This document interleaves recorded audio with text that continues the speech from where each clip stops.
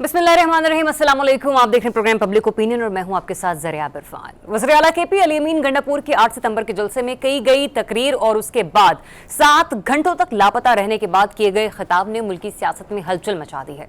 इस खिताब में अली अमीन गंडापुर ने बतौर वज़ीर आला केपी के अफगानिस्तान के साथ विफाक से इजाज़त किए बगैर बातचीत के अज़्म का इजहार किया, जिसके बाद कल उन्होंने अफगान हुकाम से मुलाकात भी की। अली अमीन गंडापुर के इन इक़दामात ने हुकूमत को खासा मुतासिर किया है। यही वजह है कि अब शहर इक़्तिदार में एक सूबे में गवर्नर राज लगाने की बाज़गश चल रही है। फैसल करीम कुंदी भी इस बारे में बयानबाजी की, जबकि जमीयत उलमा इस्लाम के सरबराह भी केपीके की सूरत हाल को गैर तसल्ली बख्श तो करार दे ही रहे हैं, लेकिन साथ ही साथ में ये भी बता रहे हैं कि हालात इस कदर खराब नहीं है कि गवर्नर राज लगाया जाए। इस तरह मुल्क में गुज़िश्ता 1 माह से अदालती इस्लाहात के नाम पर एक आईनी तरमीम की बाज़गश्त भी सुनाई दे रही है। गुज़िश्ता हफ्ते इस बात का कवी इम्कान था कि एक आईनी तरमीम टेबल कर दी जाएगी, लेकिन ताहाल ये तरमीम पार्लियामेंट की किसी ऐवान में पेश नहीं हो सकी है। इम्कान अब भी यही है कि हुकूमत रवां सेशन में ही ये तरमीम ला सकती है, जबकि मौलाना फजल रहमान जो इस तरमीम की राह की सीढ़ी भी हैं और रुकावट भी, वो चीफ जस्टिस की मुद्दते मुलाजमत के हक में तो नहीं, अलबत्ता अदालती इस्लाहात के जरूर ख्वाह हैं। अलबत्ता ये भी तय है कि मौलाना जिस पलड़े में अपना वजन डालेंगे वही फरीक मर्दे मैदान कहलाएगा। इसी तरह गुज़िश्ता कई माह से IMF के हवाले से अगर मगर का सिलसिला हतमी अंजाम को पहुंचता दिखाई दे रहा है, क्योंकि गुज़िश्ता शब ही IMF की जानिब से 25 सितंबर के इजलास में पाकिस्तान को कर्ज फ्राहम करने की पैकेज की मंजूरी दिए जाने का इम्कान है। आज की पब्लिक ओपिनियन में इन्हीं तमाम टॉपिक्स पर बात होगी। इस पर बात करने के लिए प्रोग्राम में हमें ज्वाइन कर रही हैं एंकर पर्सन तज्ज़ियाकार इकरा हारिस साहिबा, इस्लामाबाद स्टूडियो से हमें ज्वाइन कर रहे हैं अनवर रज़ा साहब, और साथ ही साथ एंकर पर्सन तज्ज़ियाकार सना मिर्ज़ा साहिबा भी आज हमारे साथ शामिल है, गुफ्तगू होंगी। तो सबसे पहले बात कर लेते हैं अली अमीन गंडापुर साहब के बयानात के हवाले से, उनके उठाए गए इक़दामात के हवाले से, क्योंकि सूरत हाल हम ऐसी देख रहे हैं कि अगर वो अपने इख्तियारात से तजावुज़ करेंगे तो शायद हुकूमत के पास ये बहुत बड़ा एक टूल होगा अपनी पावर इम्पोज करने का कि खैबर पख्तूनख्वा में गवर्नर राज लगाया जा सके। सना मिर्ज़ा साहिबा, आपसे आगाज़ करूंगी, मुझे ये बताएगा कि वाकई बहुत आसान हो चुका है हुकूमत के लिए गवर्नर राज लगाना खैबर पख्तूनख्वा में, या सिर्फ ये एक डरावा, जिसको कहते हैं डरावा दिया जाना, आपको ये तनबीह किए जाना अपने इक़दामात से या अपने क़यास आराइयों से या अपने इज़हार ख्याल से कि ऐसा भी हो सकता है अगर आपने एहतियात ना बरती? बहुत शुक्रिया ज़रियाब आपका। देखिए, मेरा ख्याल है कि थोड़ा सा इस चीज को समझने की जरूरत है कि गवर्नर राज किन कंडीशंस में लगाया जा सकता है। जहां तक मेरी अंडरस्टैंडिंग है और जो आईनी माहिरीन है उनकी अपनी भी राय है कि उसके लिए जिन सर्टन आर्टिकल्स की जरूरत होती है, तो पहले तो हमें ये देखना पड़ेगा कि पाकिस्तान पीपल्स पार्टी की तरफ से नॉमिनेटेड गवर्नर ये बात कर रहे हैं। पाकिस्तान पीपल्स पार्टी की कितनी सीट्स हैं केपी के असेंबली में, ये भी एक सवाल है। 2 रोज पहले आपने देखा कि हाथ उठा के सूबाई असेंबली में खैबर पख्तूनख्वा की बज़ाहिर अरकान की तरफ से कम अज कम वोट ऑफ कॉन्फिडेंस दे दिया गया। वो एक फॉर्मल तरीका नहीं था, लेकिन इनफॉर्मली उन्होंने पैगाम दे दिया। 100% जो उनकी स्ट्रेंथ थी, जितने नंबर के ऊपर इलेक्ट होकर गंडापुर साहब आए थे, उन्होंने वो अपना एक मैसेज दे दिया कि वो तमाम के तमाम लोग अभी भी गंडापुर साहब के साथ खड़े हैं। अगर इन एनी केस हम गवर्नर राज की तरफ जाते भी हैं, तो पहले तो ये कि अगर उस आर्टिकल को यूज करते हुए गवर्नर साहब ऐसा करते हैं, तो उसके लिए उनको ये वजाहत करनी पड़ेगी कि ऐसी कोई सूरत हाल मौजूद है जिसमें डीस्टेबिलिटी का एलिमेंट मौजूद है, अनसर्टेनिटी का एलिमेंट मौजूद है, तभी गवर्नर राज जो है वो नाफिज किया जा सकता है, और वो 15 दिन से ज्यादा नहीं हो सकता। उसके बाद आप उसको अगर एक्सटेंड भी करते हैं तो उसके लिए जो इंडोर्समेंट है वो उनको असेंबली से लेनी पड़ेगी। जब असेंबली में उनके पास अक्सरियत नहीं होगी तो वो इंडोर्समेंट कैसे लेंगे, और अगर वो इंडोर्समेंट हो जाती है तब जाके आपको 2 महीने गवर्नर राज जो है आप नाफिज कर सकते हैं, और उसको मजीद 2 महीने के लिए आप एक्सटेंड कर सकते हैं। लेकिन इन एनी केस 6 महीने के अंदर आपको दोबारा जो कॉन्स्टिट्यूशनल सिस्टम है उसमें वापस जाना पड़ेगा। तो मेरा ख्याल ये है कि गंडापुर साहब लफ्जी जंग जरूर कर रहे हैं, गोलाबारी जरूर कर रहे हैं लफ्जों की, लेकिन इसमें रियलिटी कोई नहीं है। एक तरीके से एक प्रेशर टैक्टिक है जो कि वो गवर्नर खैबर पख्तूनख्वा की हैसियत से CM के ऊपर बिल्डअप कर रहे हैं। लेकिन मेरे ख्याल में डिबेट इस बात के ऊपर भी होनी चाहिए कि ये गंडापुर साहब एक्चुअली पाकिस्तान तहरीक इंसाफ के लिए बेहतरी के काम कर रहे हैं या और मजबूत गड़े खोद रहे हैं, क्योंकि हर गुजरते दिन के साथ ये ऐसे इक़दाम कर रहे हैं कि बज़ाहिर अब ये सवाल खड़ा हो रहा है कि वाकई ये पाकिस्तान तहरीक इंसाफ की सपोर्ट में या उसके अगेंस्ट में, क्योंकि लेकिन सर साहब जिस तरीके से जो वो स्टेटमेंट्स देते हैं या जो भी वो इक़दाम उठाते हैं, कहीं ना कहीं हम ये देखते हैं कि बानी PTI जेल में बैठकर उनके इक़दामात की, उनके बयानात की हिमायत भी करते हैं। लेकिन हाँ, जब ये हम देखते हैं कि उनको कुछ मजीद मामलात का इदराक होता है, तब वो अपने उस अमल की तरदीद भी करते हैं कि नहीं, तब तक मुझ तक ये तमाम मामलात पहुंचे नहीं थे। जैसे साफियों के हवाले से बात कर लें कि साफियों के हवाले से जो गंडापुर साहब ने अल्फाज का चुनाव किया, जो इस्तेमाल किया, उसके ऊपर बाद में उन्होंने कहा कि नहीं, मैं गंडापुर के इस अमल की मजम्मत करता हूं। دیکھیں میرا خیال یہ ہے کہ خان صاحب تک پوری بات پہنچتی نہیں ہے. خان صاحب تک جب پہلے آدھی بات پہنچی انہوں نے کہا میں ہر صورت میں ان کے تمام سٹیٹمنٹس کے ساتھ کھڑا ہوں, لیکن جب انہوں نے ریئلائز کیا کہ جب پاکستان کے جو امپورٹنٹ ترین انسٹیٹیوشنز تھے جرنلزم سے متعلق, جب انہوں نے کہا کہ ہم بائیکاٹ کریں گے, تو انہوں نے ریئلائز کیا کہ اس طرح تو ہمارا ایکسپوجر ختم ہو جائے گا. انہوں نے پھر بعد میں کہا کہ نہیں, ان کو ایسی بات نہیں کرنی چاہیے تھی. لیکن جو سین وائسز تھی پاکستان تحریک انصاف کی فرام ڈے ون, اس میں بیرسٹر سیف صاحب بھی شامل ہیں, بیرسٹر گوہر صاحب بھی شامل ہیں, ایون رؤف حسن صاحب بھی شامل ہیں. انہوں نے خود ہمارے پروگرامز میں کہا, مختلف پلیٹ فارمز پہ کہا کہ جو انہوں نے اسٹیٹمنٹ دی ان کو ہم انڈورس نہیں کرتے ہیں. لیکن اس میں چلتے چلتے ایک پوائنٹ کا ضرور اضافہ کر دوں گی کہ سلمان اکرم راجہ صاحب سے 2 دن کے بعد جو پریس ٹاک کروائی گئی پشاور میں, وہ ان کے لیے بھی ایک بڑا گڑا کھودا گیا, کیونکہ سلمان اکرم راجہ صاحب کی جو پریسٹیج, جو ویلیو ہے اسٹیبلشمنٹ کے سامنے, وہ بڑی ریپیوٹیڈ ہے. لیکن اس پریس کانفرنس کے بعد ان کی ریپوٹیشن کے اوپر بھی بڑے سوالات اٹھے ہیں, کیونکہ وہ اچھی ہمیشہ سے گڈ بکس میں موجود تھے اداروں کے بھی اور حکومت کے بھی. لیکن جیسے ہی انہوں نے عہدہ سنبھالا اس کے بعد ان سے وہ پریس کانفرنس کروائی گئی, تو میرا خیال ہے کہ یہ بھی دیکھنا پڑے گا کہ پی ٹی آئی میں بہت سے لوگ لیگ پولنگ بھی کر رہے ہیں, اور خیبر پختونخوا کی جو پالیٹکس ہے وہ اوور آل باقی ملک کی پالیٹکس سے قدرے مختلف ہے. تو گنڈا پور صاحب کے جتنے بھی ایکشنز ہیں ان کو کم از کم پی ٹی آئی کے اندر انڈورس نہیں کیا جا رہا. وہ کس کی ایما پر کر رہے ہیں اس کے اوپر ڈیبیٹ کی جا سکتی ہے. ٹھیک ہے. اچھا اقرا, کس کی ایما پر کر رہے ہیں؟ ایک سوال سنا نے بھی اٹھایا, کیونکہ وہ بھی اینکر پرسن, آپ خود بھی اینکر ہیں, تو ذرا تجزیہ اس پر بھی دیجیے گا. دوسرا یہ بھی کہ ماضی میں جو کچھ ہوتا رہا ہے, ہم نے دیکھا ہے کہ آئین کے مطابق جنرل الیکشنز جس ٹائم فریم میں ہونا چاہیے تھے اس میں نہیں ہو سکے. پھر ہم نے یہ بھی دیکھا ایک پارٹی سے اس کا سیمبل لے لیا گیا, پھر مخصوص نشستوں کا معاملہ, بار بار ہم نے دیکھا کہ آئین کو روندا جاتا رہا. تو جب ہم ماضی میں ہمارے پاس ایسی ایگزامپلز موجود ہیں, تو اس کے بعد یہ سوچ بچار کرنے کا موقع نہیں ملتا, یا اندر سے ایک جھجک شاید ختم ہو چکی ہے حکومت کے کہ گورنر راج کسی بھی صورت یا کسی بھی وقت لگایا جا سکتا ہے اگر معاملات حکومت کے لیے سازگار نہ ہوئے تو؟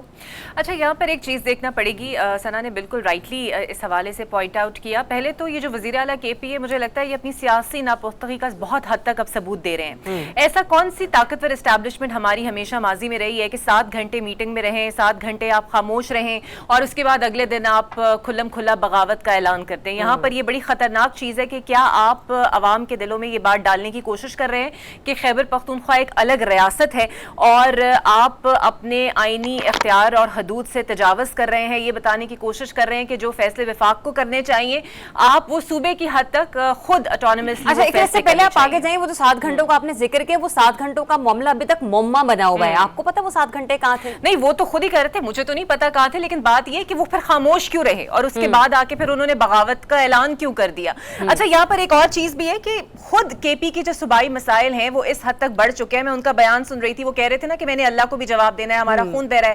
آپ نے جواب بہت ساری چیزوں کا دینا ہے. آپ نے جواب اس چیز کا بھی دینا ہے کہ آپ کے صوبے کی پولیس سراپا احتجاج ہے, کچھ لوگ جا کے ان سے ملاقات کرتے ہیں, لیکن آپ نہیں کرتے, آپ ان کے مسائل حل کرنے کی کوشش نہیں کرتے. آپ کو نہیں پتا کہ آپ کے صوبے کی پولیس کی اگر کوئی فنڈز کی کمی ہے تو آپ اے پی سی بلائیں یا اور کوئی دیکھیں, آپ اپنے امن و امان کی صورتحال پر دیکھیں, بٹ وزیر اعلیٰ کے پی ایسا کچھ نہیں کرتے. اچھا, یہاں پر ایک اور پوائنٹ بھی ہے جہاں پر انہوں نے افغانستان والا بیان دیا, اس کے بعد میں دیکھ رہی تھی کہ شاید افغان سفارتکار بھی ان سے ملے ہیں. تو یہ سوال تو ویسے عرفان صدیقی اور خواجہ آصف صاحب سے بھی ہونا چاہیے کہ اگر سفارتکاری کے آداب دیکھیں تو دفتر خارجہ کی اجازت کے بغیر کوئی بھی سفارتکار نہیں ملتا. تو اگر آپ کوئی چارٹ شیٹ بنانے لگے ہیں اب وزیر اعلیٰ کے پی کے خلاف, تو پھر اس کے اندر اب یہ پوائنٹ بھی ایڈ کریں کہ اگر آپ کی اجازت کے بغیر وہ سفارتکار ملے ہیں تو پھر انہیں بھی ملک بدر آپ کریں, آپ ان کو بھی باہر نکالیں اگر وزیر اعلیٰ کے پی کے خلاف آپ کارروائی کرنے والے ہیں.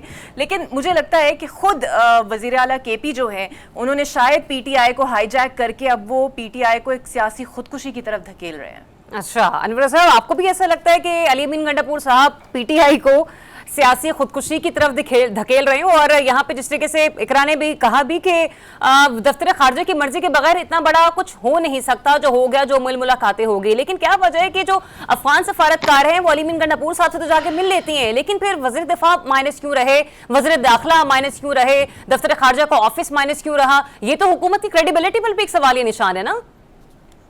ذریعہ بہت شکریہ. پہلے تو مجھے جو آپ نے دونوں پینلسٹ سے پہلے کوشچن کیا تھا اس پہ جواب دینے دیجیے گا کہ گورنر راج کی آپ نے بات کی, تو یہ صرف پولیٹیکل ٹیمپریچر چیک کیا جا رہا ہے, اور میں آپ کو بڑے وثوق سے کہتا ہوں کوئی گورنر راج نہیں لگے گا. پہلی بات تو یہ ہے, کیونکہ پرائم منسٹر کے ساتھ جو مولانا فضل الرحمان کی ملاقات ہوئی تھی اس میں بھی یہ بات ڈسکس ہوئی. پھر پاکستان پیپلز پارٹی نے بھی اس کو نگلیکٹ کیا, اور انہوں نے پرائم منسٹر کو واضح طور پر کہا کہ اگر اس طرح کا کوئی ایکٹ ہوگا تو اس سے پاکستان تحریک انصاف جو ہے وہ ان کو سیاسی مزید ہمدردی حاصل ہوگی, وہ زیادہ ان کا بیانیہ اسٹرانگ ہوگا. لہٰذا یہ صرف بیانات کی حد تک ہے اور یہ صرف پولیٹیکل ٹیمپریچر چیک کیا جا رہا ہے. دوسری بات جو آپ نے کی, دیکھیے ये कहीं भी नहीं, किसी भी ब्लू बुक में नहीं लिखा हुआ कि दफ्तर खारजा से परमिशन लेनी पड़ेगी।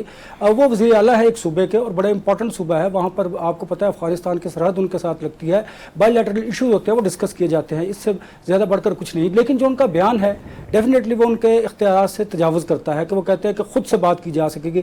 खुद से बात नहीं होती, या तो इस्टेब्लिशमेंट या तो फिर दफ्तर खारजा, जो हमने माजी में भी देखा कि वज़ीर दिफा गए ख्वाजा आसिफ, उससे पहले इस्टेब्लिश आपने देखा DGI सैयद फैज़ हमीद साहब वो गए, और मौलाना फजल रहमान को भी जो पोलिटिकल जो वफाकी हुकूमत थी उन्होंने भी एंगेज अच्छा, अनवर साहब एक पॉइंट यहाँ पर ले लीजिए, एक पॉइंट यहाँ पे ले लीजिए कि जब आप एक सूबे के वज़ीर आला को बहुत सारे सियासी मुकदमात में उलझा कर रखेंगे, तो सूबाई कबीना को सियासी मुकदमात में उलझा के रखेंगे, तो फिर ये बताएगा कि इस सूबे के मामलात कैसे बेहतर होंगे जब आपकी तमाम की तमाम, कभी आप राहदारी जमानत ले रहे हैं, कभी आप अदालत में पेश हो रहे हैं, कभी आपको कुछ करना पड़ रहा है, तो फिर सूबे के मामलात कैसे ठीक होंगे?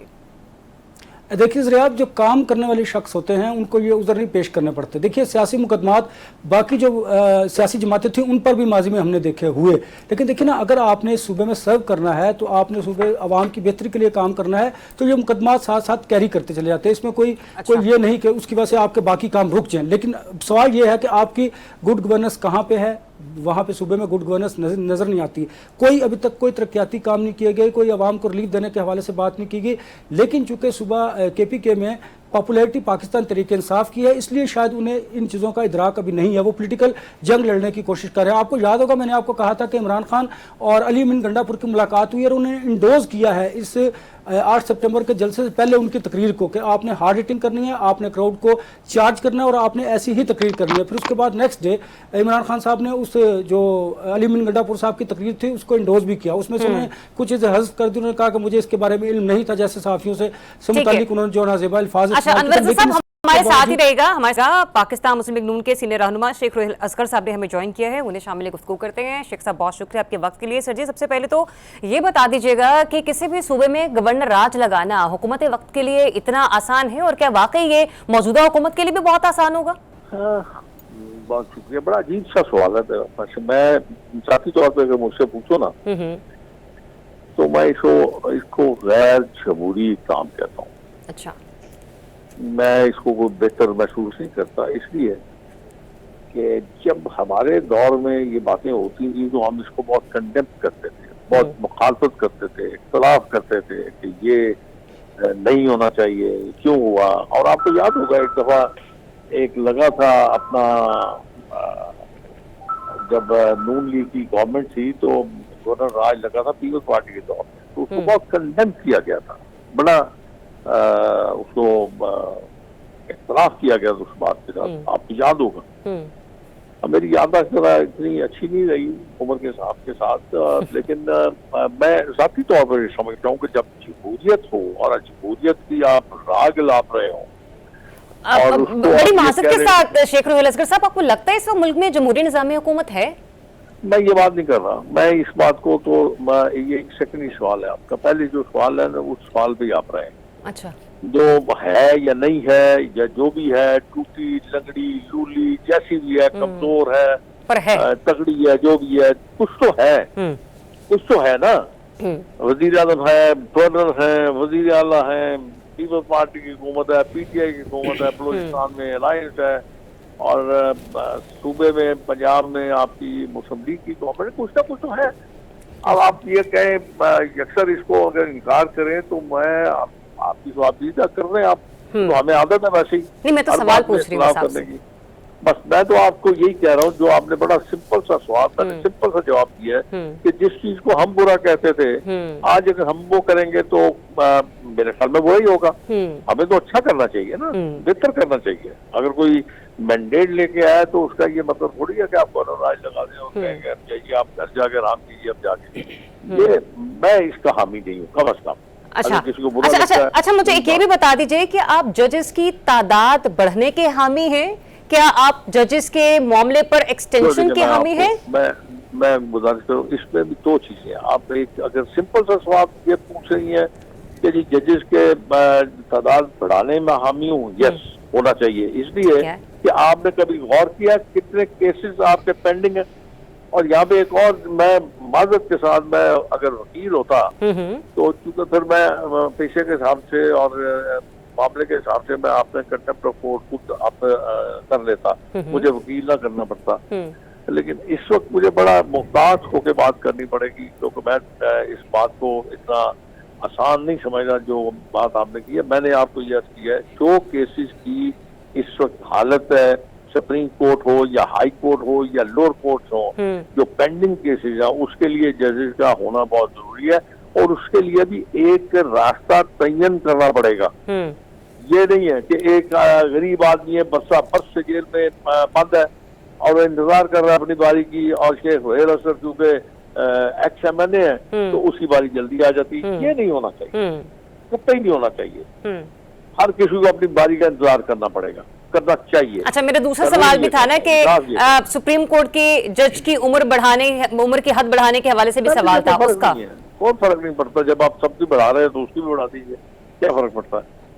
अब आप देखिए ना, आप अमेरिका देख लीजिए या कहीं और भी देख लीजिए, वहाँ पे जजेस जो है ना, जब तक वो सेंसेस में होते हैं, उनके काम कर रही है सेंसेस, तो वो जज ही होते हैं। और सुप्रीम कोर्ट तो खास तौर पे वो एंड तक जज ही होता है वो सुप्रीम कोर्ट का, जब तक उम्र नहीं जाती।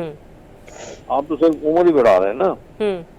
तो ये मतलब मैंने फिर वही बात करूंगा, आपने जहाँ कहीं इख्तलाफ का पहलू निकालना है वो आपको कोई रोक तो नहीं सकता ना। हमें तो आदत भी है, वैसे भी हम तो हर काम में कोई ना कोई निकाल लेते हैं ना मनफी चीज, कोई ना कोई। तो सर हमें हर किसी के माइनस प्लस तो देखना होंगे ना, क्योंकि हम जजेस की तादाद के बढ़ाने के हवाले से तो बात कर रहे हैं। अगर तो ये सोचकर बढ़ाई जा रही है कि वाकई में जो केसेस हैं उनको प्रायोरिटी देनी चाहिए, वो जो पब्लिक रिलेटेड केसेस हैं, लेकिन हमने यहाँ पर देखे कि जो सियासी मुकदमात हैं वो पहले पेश हो जाते हैं, बाकी जो केसेस हैं वो पीछे आना शुरू हो जाते हैं। और जजेस की एक्सटेंशन के हवाले से भी जो मैंने गुफ्तगू की, अभी मैंने आपको अभी क्या अर्ज किया, मैंने कुछ अर्ज किया ना, आपने सुना होगा, आपने नहीं सुना तो आपके नाज़रीन ने जरूर सुना होगा। तो मैंने यही कहा ना कि कानून ये कहता है कि हर किसी को अपनी बारी का इंतजार करना है, और ये मुनासिब नहीं है। आप फ्रस्ट्रेशन पैदा करते हैं आम आदमी के अंदर कि एक तगड़ा बंदा जाता है, उसका केस आप फौरन सुन लेते हैं, और एक गरीब आदमी है, बरसफर से कैद है, पड़ा हुआ जेल में और इंतजार कर रहा है। आप उसके इंतजार को खत्म कीजिए यार। अब पता नहीं मैं क्या कह सकता हूँ, मैं तो इस बारे में कुछ नहीं कह सकता। वैसे जाती तौर पे मैं आपको एक अर्ज करूँ, मुझे यकीन कीजिए कि मुझे काजी फायद ईसा साहब के मैंने देखा था, जो माजी में उनका एतवार देखे, जो मैंने उनका तरीका देखा, तो मुझे बहुत सही उम्मीदें थी कि वो इंशाल्लाह इसको बिल्कुल ठीक कर देंगे। लेकिन मेरे ख्याल में शायद वो भी इस फसूदा निज़ाम के हाथों तंग है मेरे ख्याल। ठीक है, बहुत रहनुमा मुस्लिम लीग नून शेख रोहेल असगर साहब हमारे साथ मौजूद थे, और जजेस की तादाद के हवाले से जो मैंने सवाल उनसे किया तो अपनी राय का तो उन्होंने इजहार दिया, लेकिन दबे छुपे अल्फाज में बस कुछ बात गोल मोल कर गए। जैसे एक ब्रेक लेते हैं, ब्रेक से जब हमारे जो बाकी मेहमान हैं उनसे इसी सवाल का जवाब में लेना चाहूंगी कि जो मुल्क में हम देख रहे हैं कि एक आईनी तरमीम लाई जा रही है, वो किस हद तक पॉजिटिव होगी आवाम के लिए और इस सियासत के लिए और जमहूरी अमल के लिए। Stay tuned. जी वेलकम बैक वंस अगेन। जनाब, ब्रेक पर जाने से पहले हम लोग गुफ्तगू कर रहे थे जजेस की तादाद बढ़ाने के हवाले से कि एक बिल है जिसका मुसव्विदा टेबल होना था, लेकिन अभी तक वो कौमी असम्बली में पेश नहीं किया गया। इसके ऊपर बाज़ तो बहुत सुनाई दे रही है। कभी ऐसा लगता है कि हुकूमत के नंबर्स पूरे हो चुके हैं, लेकिन कभी ऐसा लगता है कि शायद ये पॉसिबल नहीं है, क्योंकि मौलाना फजल रहमान साहब कल तक कुछ और बयान दे रहे थे।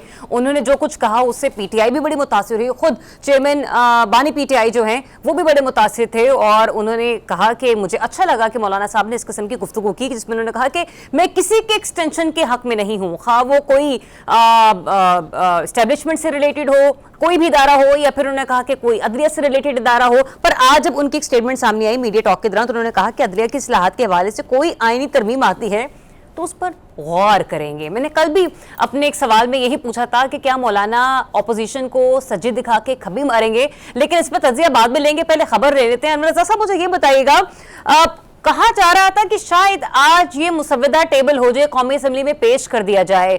आपको लगता है, आपके ज़राए क्या बता रहे हैं, या खुद आपकी खबर क्या है कि कब तक ये मंजर यहाँ पर आ जाएगा कि एक्चुअली हुकूमत चाहती क्या है, उस आईनी पैकेज में है क्या क्या? देखिए ज़रा, जब तक मौलाना फजल रहमान साहब गवर्नमेंट को ग्रीन सिग्नल नहीं देंगे, उस वक्त तक ये आईनी अमेंडमेंट जो है आईनी तरमीम जो है वो पार्लियामेंट में ले नहीं की जाएगी। अब ये स्टैंडिंग कमेटी के पास है, वहाँ पर गौर किया जा रहा है। मौलाना फजल रहमान साहब से पाकिस्तान तहरीक इंसाफ भी और हुकूमती जमात भी पाकिस्तान मुस्लिम लीग नून जो है राब्ते में है, और मौलाना फजल रहमान साहब से आसिफ अली जरदारी साहब ने भी टेलीफोन पर गुफ्तगू की है। अब देखना यह है कि मौलाना साहब कब राजी होते हैं। मैंने कल भी आपको कहा था कि मौलाना फजल रहमान साहब बड़े दूर अंदेश है, वो बड़ा सोच समझ कर सियासत करते हैं। याद होगा आपको, मैंने पहले भी कहा था कि पाकिस्तान तहरीक इंसाफ को उन्होंने खूब इस्तेमाल किया। अब आपने देखा पहले उनका स्टेटमेंट जो फ्लोर ऑफ द हाउस था, उन्होंने कहा एक्सटेंशन की बात की थी कि एक्सटेंशन किसी भी इदारे के लिए बेहतर नहीं है। उन्होंने आईनी तरमीम की मुखालफत नहीं की थी। आज उनका जो स्टेटमेंट आया आपने देखा कि उन्होंने कहा अगर आईनी तरमीम पेश की गई अदलिया की जुडिशरी की इस्लाहात के लिए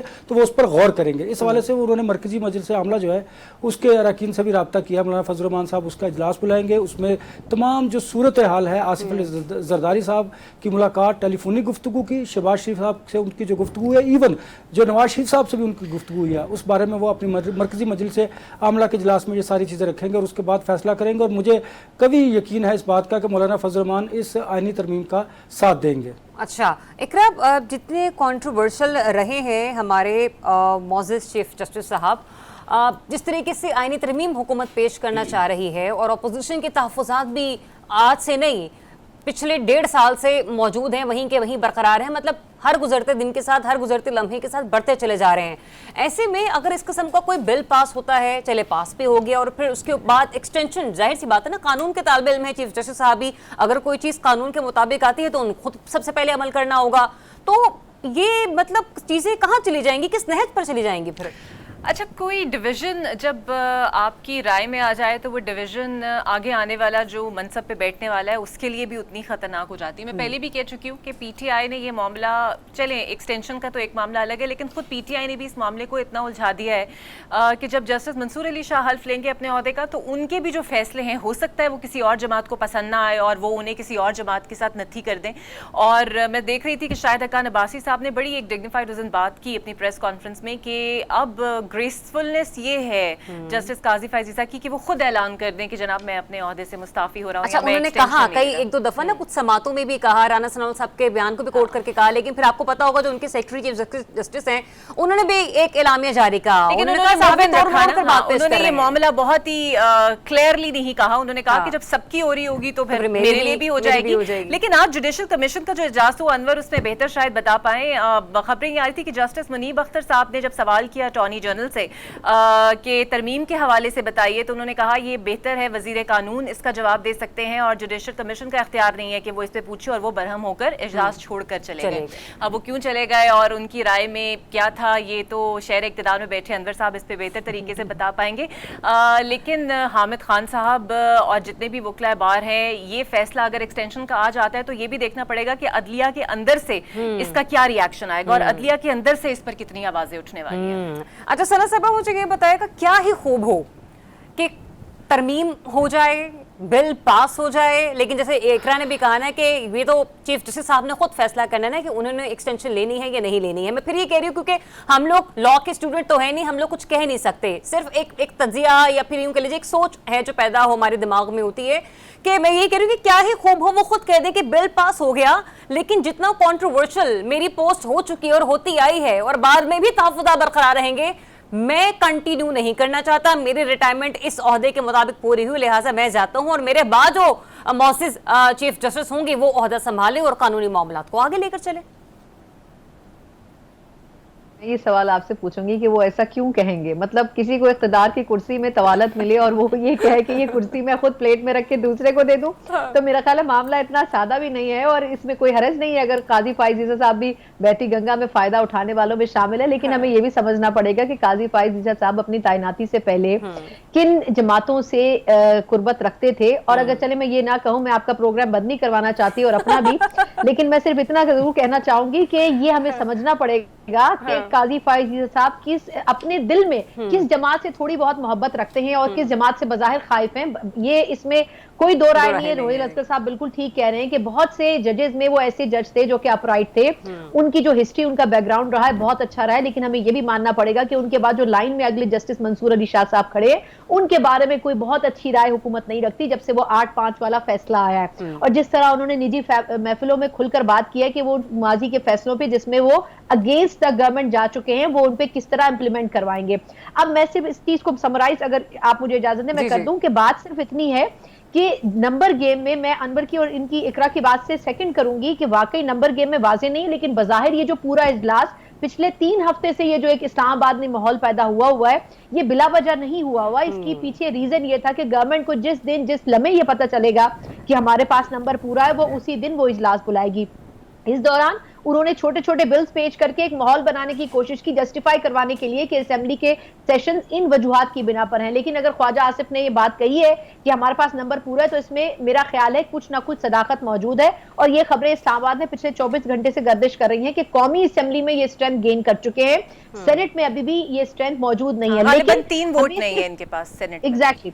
لیکن ہمیں اس کے اوپر بھی سمجھنے کی ضرورت ہے کہ کیا صرف یہ ایکسٹینشن پر محیط ہے. تو میرا خیال ہے انور ایز اے سینئر رپورٹر اس چیز کو زیادہ ایلابریٹ کر سکتے ہیں کہ ایسا نہیں ہے, یہ ایک ایسا بل لے کے آ رہے ہیں جس میں ملٹیپل چیزیں ہیں اور یہ پوری عدلیہ کی ڈائنامکس اور شکل کو تبدیل کر کے رکھ دیں گی. اور صرف اس میں ججوں کی مدت ملازمت نہیں بڑھائی جائے گی بلکہ اس میں ہو سکتا ہے کچھ ایسی چیزیں بھی ایلابریٹ کی جائیں کہ آپ کانسٹیٹیوشنل کورٹس کی بازگشت سنائی دے رہی ہے. پھر یہ کہا جا رہا ہے کہ ججز کا جو سلیکشن کا طریقہ کار ہے اس میں بھی سینیورٹی کے ایگزیکٹلی سنا آپ بالکل درست پہنچی ہیں. میرے پاس بھی یہی خبر ہے, میں گو کہ اس وقت شہر اقتدار کا حصہ نہیں ہوں, وہاں پر نہیں بیٹھی ہوئی, لیکن کچھ ذرائع ہوتے نا. خبر یہ بھی ہے کہ امینڈمنٹ اگر اس طریقے سے بھی پاس آن ہوتی ہے کہ چلے ایکسٹینشن کا معاملہ ایک طرف, اس پہ کوئی راضی نہیں ہے, تو جس طریقے سے ہمارے ملک میں چیف آف آرمی سٹاف کی تقرری کا تعین ہوتا نا کہ ایک ناموں کی لسٹ جاتی ہے اور ناموں کی لسٹ جانے کے بعد آپ ڈیسائیڈ کرتے ہیں کہ ہم نے کس کو چیف جسٹس تعینات کرنا ہوگا, تو ممکن ہے کہ اگر ایکسٹینشن کا معاملہ نہ ہو تو حکومت اس حربے کو استعمال کرے گی, اس ٹول کو استعمال کرے گی اور اپنی مرضی کا فیصلہ لے لے گی. اب میں غلط ہوں یا صحیح ہوں یا کس حد تک درست ہوں, انور صاحب ذرا آپ بتا دیجئے. دیکھیے ضریاب, یہ بالکل بات درست ہے کہ حکومت آئینی ترمیم کے ذریعے ایک آئینی پیکج لانا چاہ رہی تھی, اس میں 5-6 چیزیں تھیں. اب کون سی ڈراپ ہوتی ہے, کون اس میں انکارپوریٹ کی جاتی ہے, وہ جب بل ہمارے سامنے آئے گا, ترمیم سامنے آئے گی تو پتہ چلے گا. مثلا اس میں یہ تھا کہ صوابدید ہوگی پرائم منسٹر آف پاکستان کی کہ وہ 5 سینئر ججز پر مشتمل ایک پینل بنے گا, وہ ان کے پاس جائے گا اور ان کی ڈسکریشن ہوگی, ان میں سے وہ کسی کو بھی چیف جسٹس آف پاکستان بنا سکتے ہیں. ایک بات تو یہ تھی. دوسرا جو سوموٹو کا اختیار تھا وہ پھر دوبارہ سے چیف جسٹس کو دینے کی بات بھی ہمارے سامنے آئی تھی, کیونکہ کوشش کی جا رہی تھی کہ وہ ججز کی جو سینئر ججز پر مشتمل ایک کمیٹی ہے اس کمیٹی کو ختم کر دیا جائے. پھر یہ ججز بڑھانے کی تعداد میں نے 27 بتائی تھی, وہ 23 آ گئی. اس طرح پھر ایک اور امینڈمنٹ تھی وہ عمر بڑھانے کی. دیکھیے قاضی فائز عیسی صاحب نے کہا کہ اگر آئینی عہدوں پر موجود لوگوں کی مدت ملازمت میں توسیع کر دی جائے تو پھر انہیں کوئی اعتراض نہیں ہوگا. دیکھنا اب آئینی جو عہدے ہیں, چیف جسٹس آف پاکستان کی جو اس وقت مدت ملازمت ہے وہ 65 ایئرز ہے, اگر آپ 3 سال بڑھاتے تو 68 سال ہو جائے گی, تو پھر قاضی صاحب کو کوئی اعتراض نہیں ہوگا. میں نے آپ کو پہلے بھی کہا تھا دینے والے بھی تیار ہے اور لینے والے بھی تیار ہے, صرف فرق کیا ہے کہ آپ نے ان کی مدت ملازمت میں اور میں نے بھی آپ کو یہی کہا تھا اس دن کے پروگرام میں کہ عاشق اور معشوقہ کے درمیان کا رومانس ہے, دینے والا بھی تیار ہے اور لینے والا بھی تیار ہے. ایسے ہی ہے, بالکل آپ ٹھیک کہہ رہی ہیں. آپ دیکھیے قاضی فائز عیسی صاحب کے 2 بیانات سامنے ہیں. جب ایک تھا پھر انہوں نے کلیریفائی کیا کہ نہیں, انہوں نے تو ایسی کوئی بات نہیں کی. وہ خود سے یہ کہتے ہیں کہ اگر مدت ملازمت میں توسیع کی جائے اس سے یہ ہوگا صرف ان پر بات نہیں آئے گی بلکہ سب پھر اسے انجوائے کر لیں گے 3 سال کی مدت کو. اور دوسری بڑی اہم بات یہ ہے کہ دیکھیے جو کچھ قاضی فائز عیسی جب چیف جسٹس نہیں تھے اس وقت جو لوگوں کی امیدوں کا وہ مرکز تھے اور لوگوں کی یہ خواہش تھی, خیال تھا, اور لوگوں کو شاید یہ غلط فہمی یا خوش فہمی کہہ لیجیے تھی کہ قاضی صاحب جب آئیں گے تو حالات بہت بہتر ہوں گے. لیکن انفارچونیٹلی آپ نے دیکھا جب قاضی صاحب آئے تو وہ اس سے زیادہ کنٹروورشل ہو گئے. چلے کسی بھی ایک جماعت نے کیا لیکن وہ کنٹروورشل ہو گئے. دوسری بات یہ ہے کہ منصور علی شاہ صاحب جو ہیں وہ بڑے قابل جج ہیں, وہ ان کے مراسم میں بڑی اچھی جگہ پہ ہیں جہاں پر ہونے چاہیے, لیکن قاضی صاحب اس وقت موجودہ حالات میں اس سیٹ اپ کو زیادہ سوٹ کرتے ہیں. اچھا چلیں اس پروگرام ٹاپک سے آگے بڑھتے ہیں. لیٹس سی کہ کیا ہوتا ہے, کیونکہ جب تک حکومت مسودہ ٹیبل نہیں کرے گی تب تک آپ اور میں جو ہے نا وہ صرف قیاس آرائیاں کرتے رہیں گے یا پھر اندازے لگاتے رہیں گے کہ ایکچوئل میں حکومت کرنا کیا چاہ رہی ہے.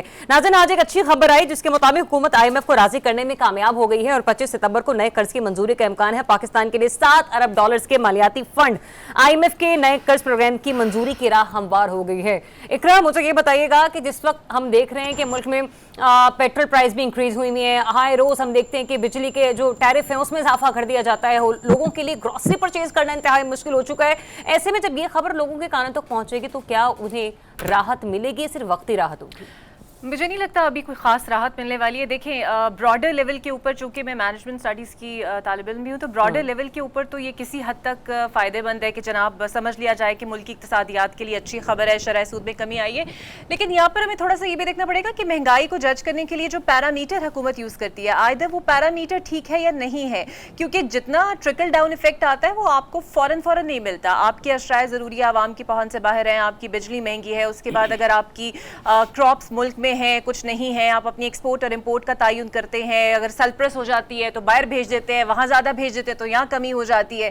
تو یہ چیزیں آہستہ آہستہ یہاں پہ ان سوالوں کا تعین ہمیں کرنا پڑے گا کہ جناب یہ جو صورتحال بہتر ہوئی ہے اس کے پاس عام آدمی کے اوپر کتنا اثر پڑا ہے. فی الحال تو عام آدمی کے اوپر اس کا کوئی اثر پڑتا ہوا دکھائی نہیں دے رہا, لیکن ہاں شرح سود میں کمی آئی ہے, IMF آپ کو لون دے رہا ہے, آپ کے جو دوست ممالک ہیں انہوں نے بہت حد تک آپ کا کیس پازیٹیولی فائٹ کیا جس کی مثبت سے آپ کو دے بھی رہا ہے IMF, لیکن بہت جلد کوئی بہت بڑا میجر ریلیف اگر آپ ایکسپیکٹ کر رہے ہیں, کوئی ٹرکل ڈاؤن ایفیکٹس عام آدمی کے اوپر, وہ بہت مشکل ہے.